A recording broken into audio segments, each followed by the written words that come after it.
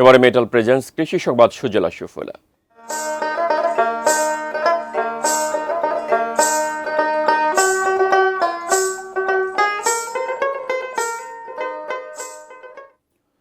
খাদ্যে উদ্বৃত্ত জেলা নেত্রকোনার হাওর অধ্যুষিত খালিয়াজুড়ি, মদন, মোহনগঞ্জ সহ ৬টি উপজেলায় পুরোদমে চলছে বোরো ধান কাটা। কৃষকরা ব্যস্ত সময় পার করছেন তাদের প্রধান ফসল ঘরে তোলার কাজে।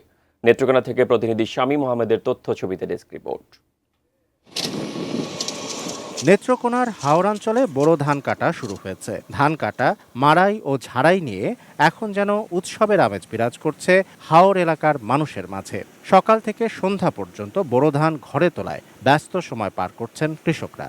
ধান কাটার কাজে বেড়েছে আধুনিক কৃষি যন্ত্রের ব্যবহার। পয়সা যায় কিন্তু মনে করেন যে আমরা একদিনে কাটলাম 100 কাটা, 150 কাটা, 200 কাটা, যেমন এক গৃহস্থে এই মনে হয় যে 2 ঘন্টার ভিতরে 4 ঘন্টার ভিতরে কাটি। ধান কাটার মেশিন দিয়ে তারা দ্রুতই ধান কাটতেছে, কোনো পরিশ্রম ছাড়াই ধান উত্তোলন করতে পারতেছে আর কি। এবছর জেলায় 1,85,320 হেক্টর জমিতে বোরোর আবাদ হয়েছে। এর মধ্যে জেলার হাওর উপজেলা, মদন, মোহনগঞ্জ ও খালিয়াজুড়ির নিচু এলাকায় চাষ হয়েছে 54,840 হেক্টর জমিতে। ভালো দাম নিশ্চিত করতে বাজার সিন্ডিকেটের ওপর সরকারকে নজরদারি বাড়ানোর আহ্বান কৃষকদের। প্রাকৃতিক কোনো দুর্যোগ না হলে দ্রুতই হাওরের শতভাগ ধান কাটা শেষ হবে বলে আশা কৃষি বিভাগের। লাগছে দাওয়াটা তুলতেছি, বৃষ্টি বাদল নাই। 200 জায়গার মধ্যে 8 মন ধরে ধান হয়েছে, 10 মন হইতেছে। আর খেতে হইতো বাম্পারি আল্লাহ দিয়েছে।